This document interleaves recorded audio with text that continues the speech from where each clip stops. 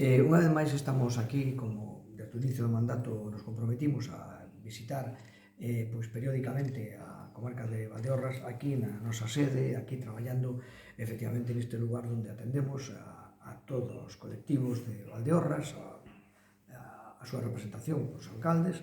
e logo, pois, efectivamente, diversos colectivos, como algúns deles vamos a enumerar. Bueno, na primeira parte desta xornada, celebramos a reunión do Consorcio de Augas de Valdeorras, que tuvo importantes acordos, fundamentalmente a aprobación inicial do orzamento, aprobado por unanimidade, con 1.800.000, bueno, sabirán dimos despois directamente a cantidade non, pero vamos, 1.800.000 e pico mil euros, un incremento de 48.000 euros, e en definitiva, pois, unha mellora, evidentemente, no servicio, en algo que digo sempre, en Valdeorras é punteira, porque é a única que ten un consorcio de augas que presta un servicio pois, a todos os concellos, e por outra parte, dando unha xestión homoxénea efectivamente a comarca, e por outra parte, pois neste caso tamén recordamos que no Perte da Auga foi a primeira comarca que tuvo os contadores intelixentes en toda a provincia, non? Creo que é importante a aposta. Logo, diversas cuestións de personal, de melloras de personal, e tamén da aprobación do regulamento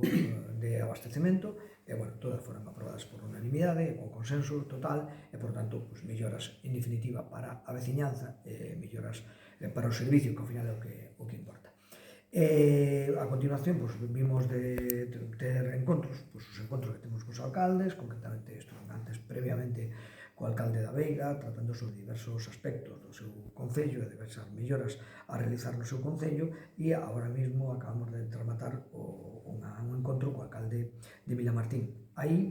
vamos permitir que nos remitamos a un comunicado que vamos a facer, pero podemos adiantar que falamos dos temas moi importantes para o concello, e algún diles, pois, eu que diría que de histórico, que é o da carretera de San Vicente de Leira, que, bueno, pois,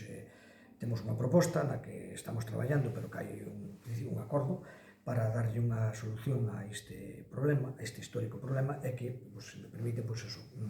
lo daremos despois nunha información específica entre as dúas partes. E logo tamén, pois, na modificación de crédito deste ano vai xa 150.000 euros para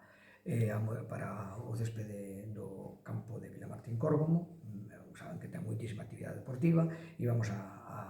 preparar, a Diputación vai asumir en varias anualidades, pero inicialo xa este ano, vai asumir o 90% do coste desa renovación, como fai con outros campos de fútbol, dando satisfacción a realmente unha alta demanda que ten aí. E por outro lado, bueno, pues agora a continuación temos diversos encontros con colectivos, como os organizadores do Silfes, efectivamente unha asociación de karate que hai aquí, e por a tarde, pues, con entidades, neste caso